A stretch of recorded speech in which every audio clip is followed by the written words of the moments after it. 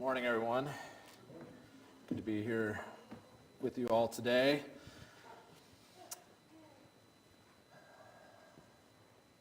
The problem of suffering. The God of the Bible is all-knowing. The God of the Bible is all-powerful. The God of the Bible is said to be a loving God. In fact, it says God is love. Suffering exists, therefore the God of the Bible must not exist. That is how the argument typically goes for many people. And if I'm being honest with you this morning, there are arguments people use against the existence of God. I think none are more powerful or more persuasive than this particular argument that I'm giving you, that I've just presented before you this morning. And the reason it's so powerful is because it doesn't just appeal to one's intellect, but probably more importantly than that, it appeals to the emotions. Every single person in this room has either experienced tremendous suffering themselves or have seen others that have experienced tremendous suffering. And therefore, this often isn't just an argument that's presented. This is something that people, even Christians, genuinely struggle with. If God is all-knowing, and He's all-powerful, and the Bible also says He's loving, why does suffering exist? And, the atheist will say, well, it either means that He's not loving or He's not all-powerful. Because a loving, all-powerful God would intervene, He would prevent suffering. And let me just say out the gate that line of thinking is actually operating on an assumption we're not even aware about. There's an underlying assumption, and the assumption that's being made is that basically there cannot possibly be even one good reason why God would allow suffering, which is actually itself quite the claim. It might not be a reason that I know is the answer, but to go so far to say there isn't one possible good reason why a loving God would allow suffering, it's a lot to say. That's a big claim. There are many answers or, many counter-arguments that are given, not just by Christianity, but really any religion that believes in, a loving God or something like this. For us, we might say something like, we live in a world that's fallen due to sin, and so we see the consequences of that. God didn't create the world with suffering. We see that in Genesis 1. It's sin in Genesis 3 that leads to even creation itself, let alone human beings, to suffer. Some might say that, God uses suffering to draw us closer to Him, which is certainly, you can make that case from many biblical texts, that is how people often saw suffering. Somebody else might say if God doesn't exist, the alternative is worse. And it is interesting that if God doesn't exist, really nothing matters. And so why does it matter so profoundly to every person in the world that people suffer? If God does not exist, the alternative is worse. There is no hope for the young child who died in infancy. They're gone forever. People will point out a contradiction of atheists whose, like I just said, whose worldview says suffering doesn't matter, and therefore, why does it matter to everyone, to anyone? But they do treat it like it matters. All those arguments, I don't think that they're bad arguments. I think they are actually, some of them are good arguments. But here's what I want to just confess, that I empathize with this struggle. There are things that I see in the world and I struggle with. Why would God allow that to happen? And so I do also want to say, I do not think there is a perfect answer that I could give you that will explain in a totally satisfactory manner of why God allows suffering. There is no answer that I think will perfectly satisfy not only the intellect, but especially the emotions. Perhaps some arguments you can give are intellectually satisfying, but do not satisfy us emotionally. This is why I think John chapter 11 is maybe an important passage on this. I was preparing this material for small groups, so I apologize for the redundancy, but I just found that this text is such a powerful text to help us kind of work through and wrestle with these questions, with this issue when we talk about the problem of suffering. And so let me just say on the outset that John 11, it's not going to provide clean answers to every tragedy and the specific context of your suffering and what you've been through, but I do believe that in John 11 it gives us a God who interacts and meets suffering and steps into suffering. And he offers both truth as well as his own tears. It gives us a God and Jesus who might have had all the answers. In fact, I'm certain Jesus did. If you asked him, he could probably give you the most perfect, profound answer as to why human beings suffer that is both intellectually and emotionally satisfying. And yet in this text we'll find even Jesus is struggling emotionally with the scene that he walks into, where Mary, Martha, and others are grieving their brother Lazarus. We find even Jesus was moved to tears. And so this whole story starts at the beginning of John chapter 11 and verse 1. And so let us just begin by reading that section. It says, "Now a man was sick, Lazarus from Bethany, the village of Mary and her sister Martha. Mary was the one who anointed the Lord with perfume and wiped his feet with her hair, and it was her brother Lazarus who was sick. And so the sisters sent a message to him, 'Lord, the one you love is sick.' When Jesus heard it, he said, 'This sickness will not end in death, but is for the glory of God, so the Son of God may be glorified through it.' Now Jesus loved Martha, her sister, and Lazarus. So when he heard that he was sick, he stayed 2 more days in the place where he was. And then after that, he said to the disciples, 'Let's go to Judea again.' 'Rabbi,' the disciples told him, 'just now the Jews tried to stone you, and you're going to go there again?' 'Aren't there 12 hours in a day?' Jesus answered. 'If anyone walks during the day, he doesn't stumble because he sees the light of this world. But if anyone walks during the night, he does stumble because the light is not in him.' He said this, and then he told them, 'Our friend Lazarus has fallen asleep, but I'm on my way to wake him up.' Then the disciples said to him, 'Lord, if he's fallen asleep, he'll get well.' Jesus, however, was speaking about his death, but they thought he was speaking about natural sleep.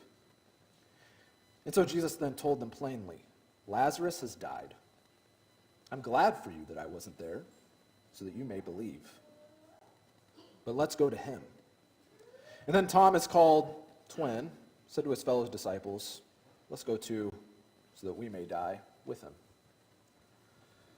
The first astonishing thing about this whole story is that I don't think you can really get around the fact that Jesus let Lazarus die.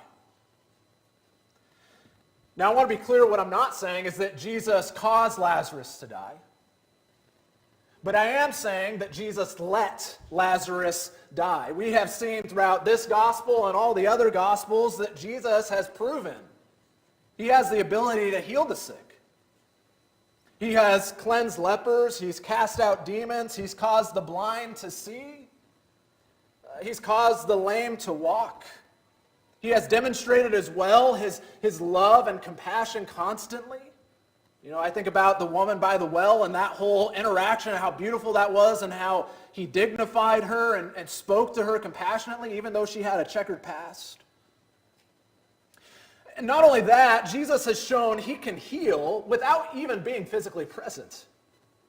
And so we read that in Luke chapter 7 when a centurion has a servant and he says, listen, I'm a man of authority and I know you have authority. You don't have to come to my house. You can just say the word and he'll be healed. And that man went back and his servant was healed. Jesus didn't even have to meet that guy, let alone lay hands on him. He just says the word and he is made well. When you continue reading in this chapter, it goes on to talk about how Lazarus had been dead for 4 days, and there's some people that think, well, he had probably already died by the time he received this message. But actually, the text frames Lazarus' death as really the moment where Jesus decides to finally go. And so you see this contrast even in Jesus' language in verse 4 of chapter 11, where he's talking about this sickness will not end in death. In verse 6, it says, when he heard he was sick, he stayed 2 more days. And then after that, verse 7, let's go to Judea. But then in verse 11, he says, our friend Lazarus has fallen asleep, but I'm on my way to wake him up. The text almost frames it as though the moment he hears Lazarus dies, okay, now it's time to go. D.A. Carson also believes, and I'm not going to go into all the reasons for this, he's a commentator. He has probably one of the more popular commentaries, well-respected commentaries on the Gospel of John. And he believes Jesus is most likely, because he's withdrawing from Jewish authorities in the Decapolis, that's one of the 10 kind of Greek cities where he would have been safe in a town called Betania. And if that's the case, then that means he was about a 4 days journey away. It would have been about 90 miles away from Bethany.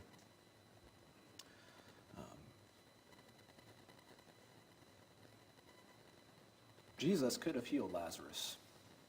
That's my point. But he doesn't. In fact, when he hears this news, he doesn't even get up and say, come on, we got to hurry, and begin sprinting down towards Bethany and racing against the clock. We know, in fact, he wouldn't even have to do that. He could have just spoken the word, Jesus, let Lazarus die. And yet, I want you to also see that John does not at all shy away from that. And he doesn't see this as at all being a contradiction to Jesus' love for Lazarus, the fact that Jesus waited there 2 more days until Lazarus died. He does not see that as a contradiction to Jesus' love. In fact, what's shocking about the text is he looks at that as being motivated by Jesus' love. And so listen again to what the verse says. It says he gets this message in verse 3, the Lord, the one you love is sick. When Jesus heard it, he said, the sickness will not end in death, but is for the glory of God, so that the Son of God may be glorified through it. And it says, now Jesus loved Martha, her sister, and Lazarus, and then it says, so. And in the Greek, all that is the word therefore. Jesus loved Martha and her sister and Lazarus so. When he heard that he was sick, he stayed 2 more days in the place where he was. I want you to see what John is saying here. He does not say, Jesus, he really did love them. You got to believe me.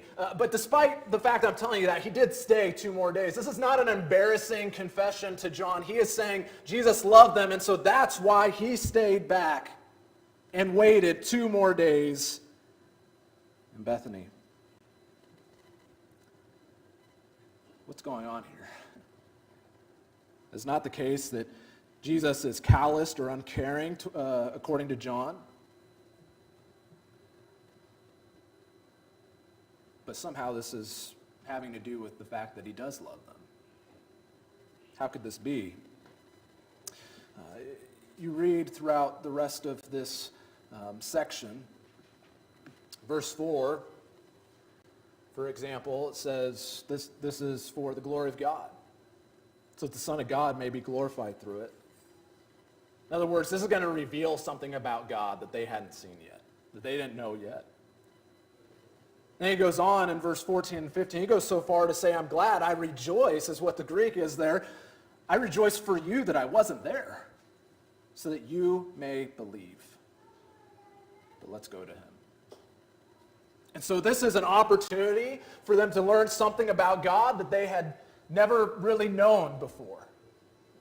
And this was an opportunity for his disciples to gain a deeper faith than what they already had. And so what is it about Jesus allowing Lazarus to die that would have created a deeper faith in his disciples than, his typical healings wouldn't have done? In fact, we actually read in the Gospels, Jesus at this point had already caused people to rise from the dead. And so what's different about this?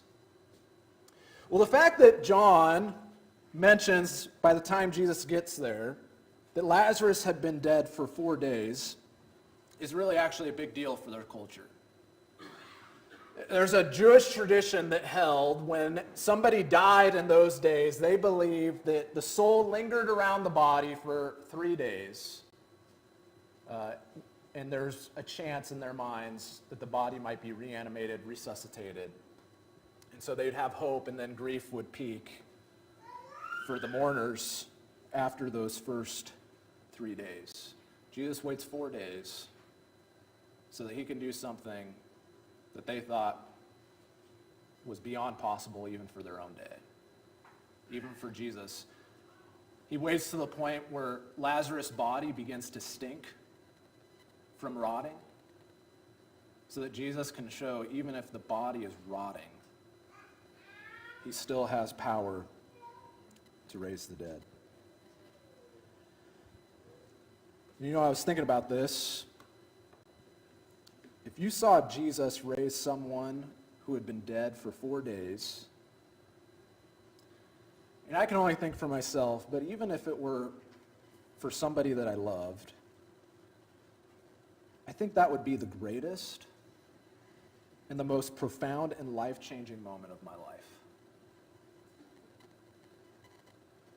The extent of your sorrow over that loved one would be completely overshadowed by your joy and amazement at seeing such a great miracle and seeing such a great tragedy totally reversed in such a miraculous manner. And your faith, you would think, would become almost unshakable as you learn that Jesus can even raise a rotting corpse. Now let me say this, all of us, some to greater degrees than others, have experienced angst by the reality that God has allowed certain tragedies in our lives or the lives of those around us to occur. And we've also struggled with his delay in resolving them and fixing them. So I'm not up here to presume to know why God allows certain things to happen to you or why he delays in setting things right. But I do hold this story up as one example where Jesus both allows a tragedy, the worst kind, which is death, and at the same time delays in setting things right. And the text tells us it has nothing to do with him not caring. In fact, it is because he cares. It is not a contradiction to his love, but an expression of his love. And his purpose for doing things this way was not immediately revealed, although he indeed had a great reason and purpose for doing things this way on this particular occasion. But alas, Mary and Martha, the sisters of Lazarus, as Jesus waits a couple days and perhaps takes 4 more days to get there, are left to agonize while he's sick and then after he dies, praying, waiting, weeping, grieving, questioning, wondering, where is Jesus? So Lazarus is dead 4 days when Jesus finally arrives in Bethany. And the 2 sisters, though they're related and they share DNA, you come to find that they're both very different. And because they're different, they grieve differently. And so let's just look at verse 17. It says, when Jesus arrived, he found Lazarus had already been in the tomb 4 days. Bethany was near Jerusalem, less than 2 miles away. Many of the Jews had come to Martha and Mary to comfort them about their brother. As soon as Martha heard that Jesus was coming, she went to meet him. But Mary remained seated in the house. And then Martha said to Jesus, "Lord, if you'd been here, my brother wouldn't have died. Yet even now I know that whatever you ask from God, God will give you. Your brother will rise again," Jesus told her. Martha said to him, "I know that he'll rise again in the resurrection of the last day." Jesus said to her, "I am the resurrection and the life. The one who believes in me, even if he dies, will live. Everyone who lives and believes in me will never die. Do you believe this?" "Yes, Lord," she told him. "I believe you are the Messiah, the Son of God, who comes into the world." Having said this, she went back and called her sister Mary, saying in private, "The teacher's here and is calling for you." As soon as Mary heard this, she got up quickly and went to him. Jesus had not yet come into the village, but was still in the place where Martha had met him. The Jews who were with them in the house, consoling her, saw that Mary got up quickly and went out. They followed her, supposing that she was going to the tomb to cry there. As soon as Mary came to where Jesus was and saw him, she fell at his feet and told him, "Lord, if you had been here, my brother wouldn't have died." When Jesus saw her crying, and the Jews who had come with her crying, he was deeply moved in his spirit and troubled.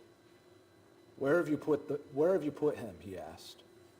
"Lord," they told him, "come and see." Jesus wept. Martha meets Jesus as soon as he gets into town. Mary stays seated in her house. Maybe that's just Jesus or John pointing out why this conversation took place alone. It is interesting. Why did Mary stay seated? Maybe it was she didn't know that Jesus was there at first, or maybe she was busy with her guests who were mourning with her, or perhaps she was too occupied with her own mourning and was feeling like withdrawing. Hard to say. I think it's clear from the text they both grieve differently and act differently, but notice that they both say the same thing. "Lord, if you'd been there." I want to be clear, I do not believe at all that Mary and Martha are chastising Jesus. Both of them call him Lord. They're not saying, "Lord, you should have been here. Why weren't you here?" What they're actually both doing is they're both expressing faith. They believe that as Jesus was there, he had the power to prevent that from happening. Martha even claims that she believes Jesus, will raise him from the dead on the last day. And so the reason I point that out is similar to how Jesus' delay is not a contradiction to his love. Grief is not contradictory to belief. Let me say that again. Grief is not contradictory to belief. In fact, in some ways, our faith can cause us even deeper sorrow, because we know what God can do and what he could have done. And we're wrestling with the idea of why didn't he do it? The whys and the what ifs. And I don't have the answers to those. But I do want you to see how Jesus responds in this situation. Jesus responds to these grieving sisters in two very different ways. I want you to notice he meets Martha with truth. He tells her, "Your brother will rise again." She says, "I know, he'll rise on the last day." And Jesus said, No. I am the resurrection and the life. And when you think about it, that is a very profound claim Jesus is making. There's all sorts of people who say, well, Jesus never said the exact words, "I am God." Isn't saying "I am the resurrection and the life" almost goes beyond claiming that you're God. Because you're saying, I have power over death and life itself. That's what Jesus is claiming here. And so he meets her grief with truth. And there are times, and maybe it depends on the person or their situation or the context or timing, but there are times when grief needs to be met with truth that can anchor the soul. And that is what Jesus does when he greets Martha. But his response to Mary is very different. She finally comes out to Jesus after he calls her. And she's weeping, and those with her are weeping, and she falls down at Jesus' feet.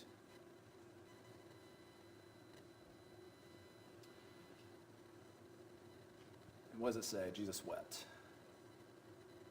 This is somewhat of an aside, but people have pointed at this to make the point. This had to be a genuine, real thing that happened.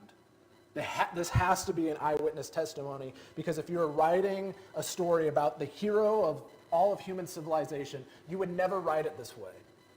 Because Jesus knows why he's there. He said it at the beginning of the text. I'm going to wake Lazarus up. And honestly, if I was writing this story, I would describe Jesus, man, he saw these people crying, and he began rubbing his hands, and he says, wait until you see what I'm about to do. That's not what you get. You get a God, you get a Lord, and you get a Savior who is emotionally affected by their grieving. In fact, the words, I think this is one of the more interesting word studies when you talk about the passages in the Bible and the word studies you can do. First of all, it tells us he's deeply moved. This is maybe one of the strongest words to describe a person's emotions in the New Testament. It comes from and originates from this idea of a snorting horse. And it's often associated with frustration and anger. And you say, well, why would Jesus be frustrated and angry? If you've ever had anybody close to you in your life pass away, you know why. You know what's frustrating and infuriating? Is when people we love die. You want to know who else that makes really angry? Jesus doesn't look at the situation and say, you know what, Lazarus is in a better place. Although that is probably true, right? Well, he's gone out of this world, and so therefore he's better off. Jesus doesn't react to it that way. He is upset. He is angry. He is frustrated because he hates death more than you and I. He's deeply moved by this situation. It says he's troubled. That's this idea to stir up or to shake things together.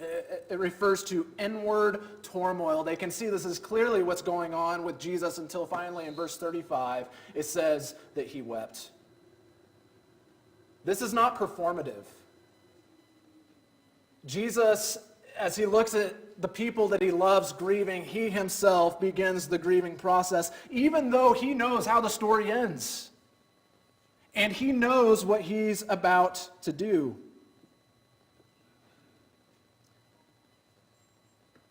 Instead of an all-powerful God rubbing his hands together, we get a man of sorrows. You cannot read this and conclude that Jesus is indifferent and doesn't care about human suffering, even when he knows how it will end, as he does here. He might allow things to occur. He might be delayed longer than we like, but these mustn't be mistaken for God being indifferent. Psalm 56 and verse 8 says, you yourself have recorded my wanderings or my tossings in bed. Have you ever tossed and turned in sleep as you wrestle with the tragedy that has occurred in your life? The psalmist is claiming confidence. God, I know you record every time I turn over in my bed. He says, put my tears in your bottle. Are they not in your book?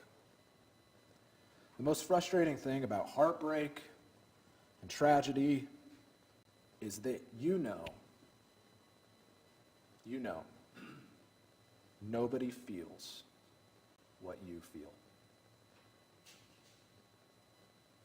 Nobody really knows what it's like. Even if they've been through something similar and they say they know, you know deep down they don't really know. But let me say this.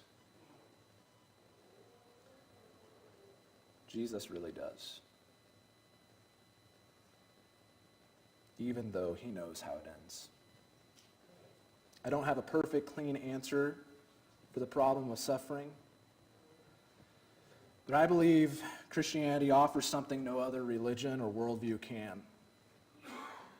And that is a God and a Savior in Jesus Christ who meets our grief with truth as well as tears. He himself is truth and tears.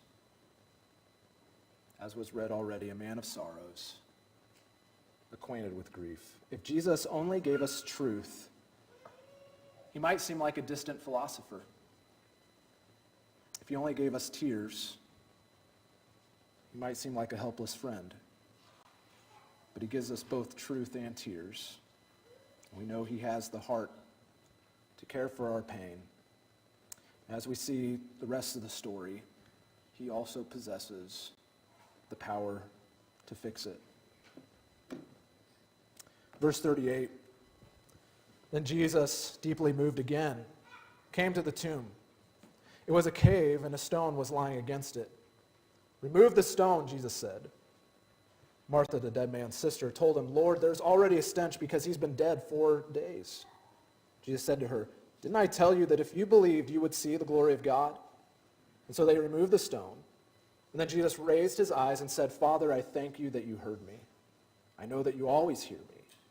But because of the crowd standing here, I said this so that they may believe you sent me.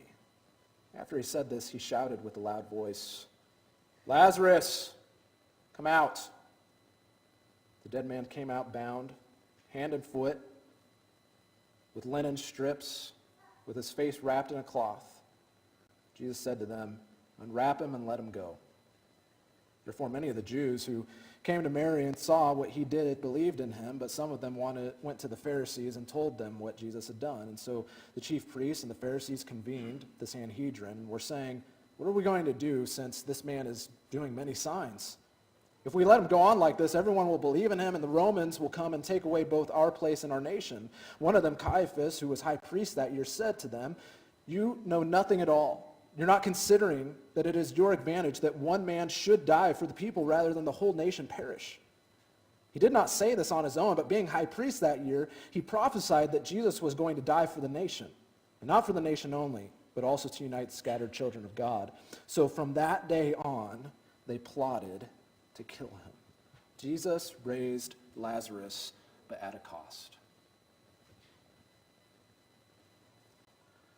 As you just saw, Lazarus comes out of the tomb. He calls him by name. And then there's people that report back to the Pharisees, and they say, we have to kill him. He's going to cause problems with Rome. We have to kill him. And so by calling Lazarus out of his tomb, Jesus is taking one step closer to his own. It might very well be said that in some sense Jesus took Lazarus, and by extension all of our place, by his willingness to do this miracle. And he was not naive. Even his disciples knew that simply showing his face in Judea again was really signing a death warrant. Remember, Thomas said as they head back to Bethany, which is only 2 miles from Jerusalem, where all his crucifixion would occur, Thomas even says, let's go too, so we can die with him. They knew what was about to happen. And so did Jesus. You know, it's not enough to say Jesus simply meets our grief, but he in fact stepped into it and took it on and experienced it himself.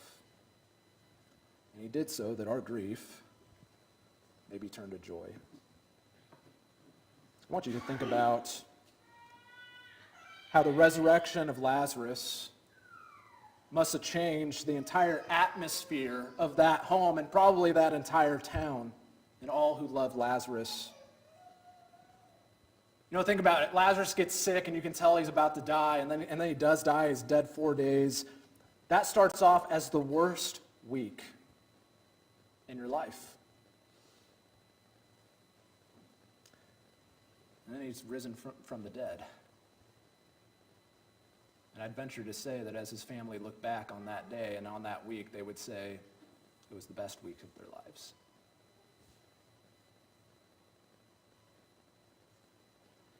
What happened in Bethany is a preview of what Jesus is going to do for all of us. One day Jesus is going to return. He's going to call us and our loved ones out of the grave. Maybe he'll do it one by name, like he did with Lazarus. And somehow it's all going to happen in a single moment. Every tragedy, every loss, every unanswered why will be permanently overshadowed by victory over death itself. I can't help it, as I was contemplating that, thinking of our lives, each one of us, kind of like this chapter, perhaps like a book. Imagine reading a story you love with a character you love, and your beloved character dies in the story. And it hurts so much that you slam the book shut, you throw it on the shelf, and you decide, I'm never going to pick it up again. But you're completely unaware that if you kept reading, he comes back in the end. And that the tragedy was only setting up a glorious ending. But you missed it because you stopped reading. This is my exhortation to you, whatever you might be going through. I want to tell you, do not close the book in the middle of the chapter. Do not abandon your faith before the story is finished. If you're here this morning, all these things are done for Jesus' followers. There is no hope of resurrection. As the text says, Jesus is the resurrection and the life. Later on in John 14:6, John 14:6, he says, I am the way, the truth, the life. Nobody comes to the Father except through me. He's making exclusive claims. The only way to resurrection, the only way to eternity in heaven with God is through Jesus. And you enter a relationship with him today. You can do so by repenting of your sins, professing faith in Christ, being baptized in his name, and committing your life to walking with him, a life of discipleship. And you too will have this glorious hope that we see play out in the life of Lazarus in John chapter 11. If you're interested in that, or would like to set up a study, or have anything that we can pray for you about, you can meet me in the back while we stand and sing the song of invitation.